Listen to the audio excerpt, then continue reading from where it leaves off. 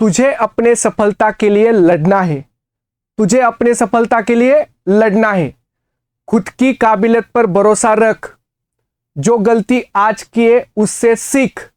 मत मांग किसी के आगे अपने सफलता के लिए भीख। खुद के काबिलियत पर भरोसा रख। जो गलती आज किए उससे सीख। मत मांग किसी के आगे अपने सफलता के लिए भीख। तू जलता हुआ रेगिस्तान है, तेरे अंदर कुछ करने की ठान है। तू रुक मत, तुझे करना कुछ महान है। तू जलता हुआ रेगिस्तान है, तेरे अंदर कुछ करने की ठान है। तू रुक मत, तुझे करना कुछ महान है। तू अपने घर वालों की आस है, उनके उम्मीदों की सांस है। इनको यूं ही नहीं जाया करना है, तुझे अपने सफलता के लिए लड़ना है। तू अपने घर वालों की आस है, तुम उनके उम्मीदों की सांस है। इनको यूं ही नहीं जाया करना है, तुम्हें अपने सफलता के लिए लड़ना है। तुम्हें अपने सफलता के लिए लड़ना है। हेलो फ्रेंड्स, तो आज हम डिस्कस करें हमारा new session, new star revision series and fast revision series में आज का हमारा जो टॉपिक है कि जो इंपॉर्टेंट टॉपिक इम्यूनोलॉजी से एंड इम्यूनोलॉजी में देखिए आज हम डिस्कस करेंगे cell mediated immune response and humoral immune response. सबसे मेजर ये दो रिस्पॉन्सेस है कि जो इम्यून सिस्टम में हम देखते हैं। Cell mediated and humoral immune response में डिफरेंट सेल्स जो होते हैं काम करते। जैसे फॉर एग्जांपल अगर आप cell mediated and humoral response को देखो तो यहां पे आपको समझ में आएगा कि जब भी कभी हमारे बॉडी में कोई पैथोजेन एंटर हो, जिसी को हम एंटीजन बोलते हैं, चाहे वो एंटीजन कोई भी टाइप का हो। जैसे देखो यहाँ पे बैक्टीरिया एंटीजन हो सकता है, जैसे वायरस हो सकता है, और जैसे पैरासाइट हो सकता है, या फंगस हो सकता है, या एनी अदर। तो अलग अलग जो भी फॉरेन मॉलिक्यूल्स है जो हमारे बॉडी में एंटर होते हैं, इसको हम एंटीजेंस बोलते हैं। जब भी कभी कोई एंटीजन हमारे बॉडी में आता है, जैसे यहाँ पे हमारे बॉडी में एंटीजन एंटर हुआ, तो एंटीजन आने के बाद हमारे बॉडी में जो डिफेंस मैकेनिज्म है, ये डिफेंस मैकेनिज्म उस एंटीजन को इलिमिनेट करने की कोशिश करता है, जिसे हम बोलते हैं इम्यून सिस्टम। कि इम्यून सिस्टम ऐसे एंटीजन को रिकॉग्नाइज करती है एंड उनको इलिमिनेट करती है। इम्यून रिस्पॉन्स दो अलग अलग वे से होता है।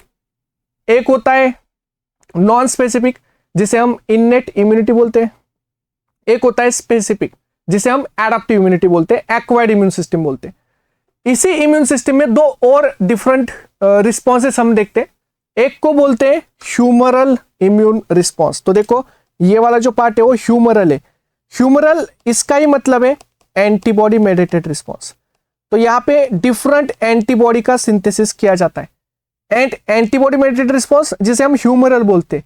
एंड यहाँ पे एंटीबॉडी कौन से बनते हैं, जैसे IgM है, जैसे IgA है, जैसे IgD है, जैसे IgG है, जैसे IgE है। तो अलग अलग डिफरेंट टाइप्स के जब एंटीबॉडी सिंथेसाइज होंगे तो इस रिस्पॉन्स को आप बोलोगे ह्यूमरल इम्यून रिस्पॉन्स। दूसरा होता है cell mediated immune system and cell mediated immune system, जहां पे हम टी लिम्फोसाइट्स, जिसमें हम देखते हैं कि ये सेल मेडिएटेड है। एंड सेल मेडिएटेड में जैसे हम टी हेल्पर सेल्स की बात करें या टी साइटोटॉक्सिक सेल्स की बात करें, कि जो मेजरली हम बोलते हैं NK सेल है, नेचुरल किलर सेल्स है, ये जो मेजर रोल प्ले करते हैं। इवन मैक्रोफेजेस, डेंड्रिटिक सेल जो एंटीजन प्रेजेंटेशन में इन्वॉल्व होते हैं, वो वाले सेल्स कि जो साइटोटॉक्सिक किलिंग में काम करते हैं। तो ऐसे जब सेल्स इन्वॉल्व होते हैं तो ऐसे इम्यूनिटी को हम बोलते हैं कि cell mediated immunity.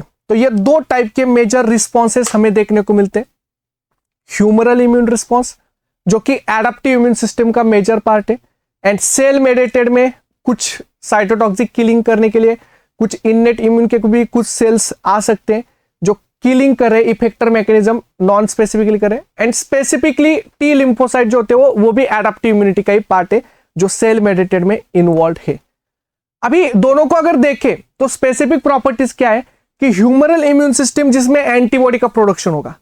Antibody production कब होगा, जब कोई एंटीजन हमारे बॉडी में आएगा तो उस एंटीजन को मैक्रोफेजेस, डेंड्रिटिक सेल्स पकड़ेंगे, उसको किल करेंगे एंड उसको प्रोसेस करेंगे एंड प्रोसेस करके उस एंटीजन को प्रेजेंट करेंगे टी हेल्पर सेल्स को।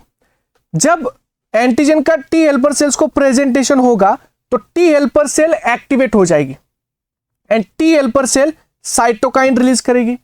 जैसे टी हेल्पर 1 सेल बनती है तो इंटरफेरॉन गामा बनता है, टी हेल्पर 2 बनती है तो इंटरलुकिन 2, इंटरलुकिन 4, इंटरलुकिन 5, इंटरलुकिन 10, इंटरलुकिन 13 बनता है।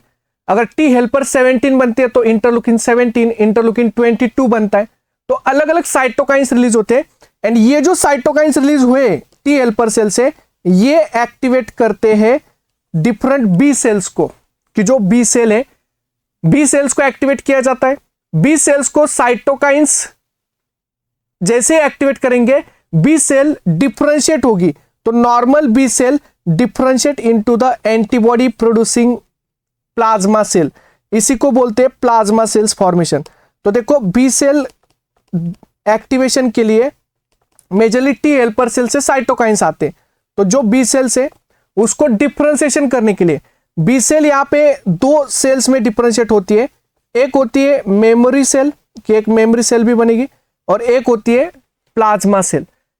मेमोरी सेल री इन्फेक्शन के लिए रखी गई है। अगर इन फ्यूचर सेम एंटीजन अगर आता है तो फास्ट इम्यून रिस्पॉन्स के लिए, fast and strong immune response में मेमोरी सेल काम करती है। तो फ्यूचर में अगर फिर से सेम एंटीजन आया तो मेमोरी सेल मेडिएटेड रिस्पॉन्स होगा, जो कि सेकेंडरी रिस्पॉन्स होता है, जो फास्ट होता है, अराउंड 3 डेज में होता है।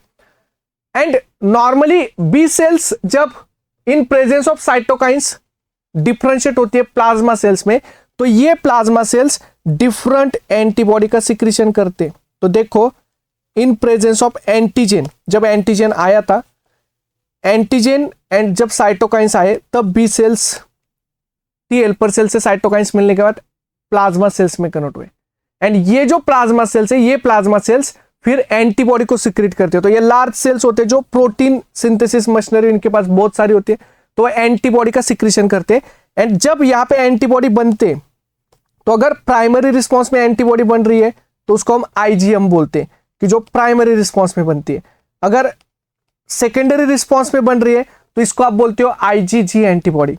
अगर सिक्रीशंस में बन रही है तो सिक्रीशंस में आईजीए एंटीबॉडी होती है, जो मिल्क में होगी, सलाइवा में होती है, म्यूकस में होती है, कि जो सिक्रीशंस में होती है। तो म्यूकस, मिल्क, जो कोलोस्ट्रोम में as well as different secretion में होगी। एंड अगर आईजीई बनती है तो आईजीई इसका मतलब ये एलर्जेनिक, और एलर्जेनिसिटी की एंटीबॉडी है, टाइप 1 हाइपर सेंसिटिविटी की एंटीबॉडी है, तो ये आईजीई है। तो ये मेजर रोल है एंटीबॉडीज का, कि डिफरेंट एंटीबॉडी बनाए जाते हैं उनके फंक्शन के अकॉर्डिंग, कि कहां पे आपको यूज करना है। तो ये हुआ एंटीबॉडी मेडिएटेड रिस्पॉन्स, इसे बोलते हैं ह्यूमरल इम्यून रिस्पॉन्स। तो ह्यूमरल इम्यून रिस्पॉन्स में या तो टी डिपेंडेंट एंटीजन होगा, टी डिपेंडेंट मतलब कि टी हेल्पर सेल इन्वॉल्व है, जो आप देख रहे हो टी डिपेंडेंट एंटीजन है, इसलिए टी हेल्पर सेल से साइटोकाइन आ रहे एंड वो बी सेल्स को डिफरेंशिएट करे प्लाज्मा सेल, मेमोरी सेल में, एंड प्लाज्मा सेल्स एंटीबॉडी को सिक्रीट करे एंड ये एंटीबॉडी अलग अलग रोल प्ले करते। दूसरा होता है T independent antigen. T independent मतलब जैसे एलपीएस है, लिपोपॉलीसैकेराइड है, पॉलीसैकेराइड एंटीजन है, जिनको टी हेल्पर सेल्स की जरूरत नहीं होती, जो बी सेल्स को डायरेक्टली बाइंड होते और बी सेल्स को नॉन स्पेसिफिकली डिफरेंशिएट करते प्लाज्मा सेल्स में। वहां पे भी आपको आईजीएम एंटीबॉडी मिलती है, क्योंकि ओनली आईजीएम बनती है, वहां पे क्लास स्विचिंग नहीं होते टी इंडिपेंडेंट एंटीजन में। इसीलिए बी सेल्स का डिफरेंशिएशन 2 टाइप के एंटीजन कर सकते। नॉर्मल एंटीजन, कॉमन एंटीजन जो होता है वो टी डिपेंडेंट एंटीजन होता है, जो कॉमन है, एंड कुछ एक्सेप्शनल केसेस में टी इंडिपेंडेंट एंटीजन से, कि जो टी हेल्पर इंडिपेंडेंट मैनर में इम्यून सिस्टम में ह्यूमरल रिस्पॉन्स एक्टिवेट कर सकते। तो ये बी सेल्स के डिफरेंशिएशन में 2 टाइप के एंटीजन काम कर सकते, जो कि एंटीबॉडी का प्रोडक्शन कर सकते। बट जब कभी भी एंटीबॉडी अगर आती है, एंटीबॉडी प्रोड्यूस होती है बॉडी में, तो उसको आप बोलोगे humoral immune response. Okay, now दूसरा है सेल मेडिएटेड। सेल मेडिएटेड मतलब वो सेल्स करते हैं, सेल्स एंटीजन को पकड़ेंगे, सेल्स एंटीजन को किल करेंगे। सेल्स जो है, ये सेल्स आपको यहां पे दिख रहा है, जैसे टी हेल्पर सेल ये रिक्वायर्ड है क्योंकि वो मेजर रोल सेल प्ले करती है, एक्टिवेशन ऑफ इम्यून रिस्पॉन्स में।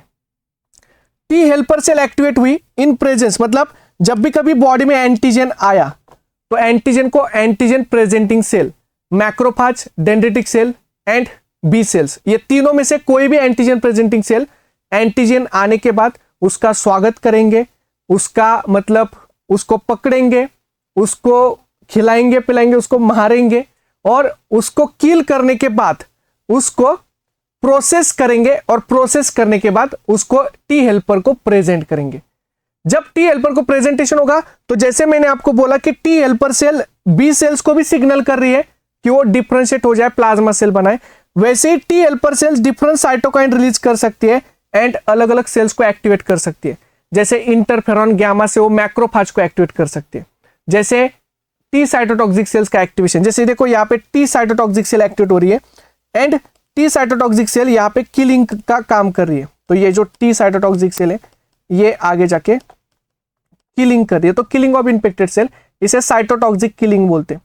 तो ये जो इन्फेक्टेड सेल्स है इनका जो किलिंग होता है वो टी साइटोटॉक्सिक मेडिएटेड होता है। तो टी सेल्स बहुत सारे साइटोकाइन रिलीज करते हैं जिससे बहुत सारे सेल्स एक्टिवेट होते हैं। तो अगर अलग अलग सेल्स एक्टिवेट हो रहे एंड सेल्स अगर किलिंग कर रहे, जैसे टी हेल्पर सेल, इसका मेजर रोल होता है एक्टिवेशन ऑफ इम्यून सेल्स। तो टी हेल्पर सेल क्या करेगी, रिलीज साइटोकाइन, साइटोकाइंस को रिलीज करेगी एंड एक्टिवेट इम्यून सेल, कि इम्यून सेल्स को एक्टिवेट करेगी। तो इम्यून सेल्स में बी सेल्स एक्टिवेशन होगा, टी साइटोक्सिक सेल एक्टिवेशन होगा, एनके सेल एक्टिवेशन होगा, मैक्रोफाज एक्टिवेशन होगा। अलग अलग सेल्स का एक्टिवेशन वो टी हेल्पर सेल्स के ऊपर डिपेंड होता है। दूसरा, टी साइटोक्सिक सेल, इसका काम है किलिंग ऑफ इन्फेक्टेड सेल, जैसे killing of virus infected cell या इंट्रासेलुलर पैथोजन से जो इन्फेक्टेड सेल्स है इनको किल करना, कैंसर सेल को किल करना। तो इन्फेक्टेड सेल कैंसर सेल्स को किल करने का काम करते हैं। एनके सेल्स ये भी साइटोटॉक्सिक किलिंग में ही काम करते हैं, cytotoxic killing of virus infected cell, ये वायरस इन्फेक्टेड सेल्स को ही किल करते हैं। एंड ये है NK cell as well as macrophage, antigen presentation भी करता है, फैगोसाइटोसिस भी करता है। तो मैक्रोफाज का रोल फैगोसाइटोसिस है, एंटीजन प्रेजेंटेशन है। डेंड्रिटिक सेल ये फैगोसाइटोसिस भी करता है, एंटीजन प्रेजेंटेशन भी करता है। न्यूट्रोफिल्स, न्यूट्रोफिल्स फैगोसाइटोसिस करता है ब्लड में, न्यूट्रोफिल्स अबंडेंट होता है ब्लड में। And eosinophil, eosinophils parasitic infection में रोल प्ले करता है। And basophil mast cell allergic reactions में वो काम करते हैं, टाइप 1 हाइपरसेंसिटिविटी में काम करते हैं। तो cell mediated immunity and humoral immunity, ये दो ब्रांचेस है इम्यून सिस्टम के एंड दोनों भी मेजर रोल प्ले करते हैं एंटीजन एलिमिनेशन। दोनों वेज अपने अपने वे से एंटीजन को जल्दी से जल्दी बॉडी से इलिमिनेट करने की कोशिश करते हैं, ताकि आइदर एंटीजन आया तो भी वो डिसीज कॉज न कर पाए, हमारे बॉडी को कोई अफेक्ट ना हो, हमारी बॉडी हमेशा हेल्थी रहे, हमेशा जो हमारी बॉडी हो प्रोटेक्टेड रहे। तो प्रोटेक्शन एंड डिफेंस मैकेनिज्म में मेजर दो ब्रांचेस हमने इम्यून सिस्टम के जो अभी पढ़े, ये है humoral immune response and cell mediated immune response. तो ये था हमारा आज का topic, cell mediated immunity and humoral immune response.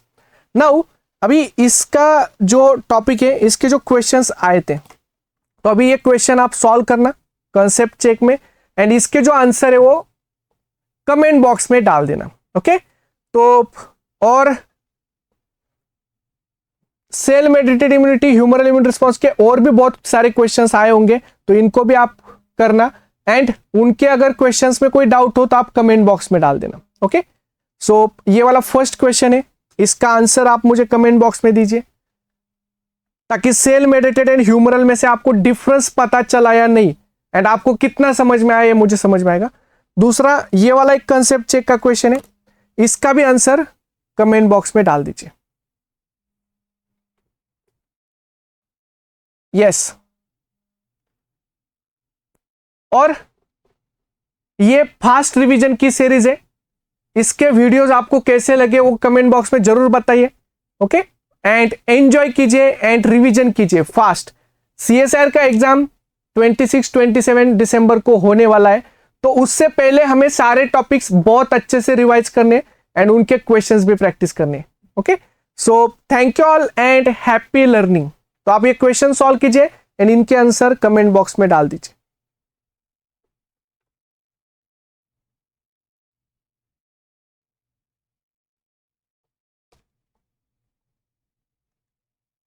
तो ये वाला क्वेश्चन और ये वाला question. So thank you and happy learning.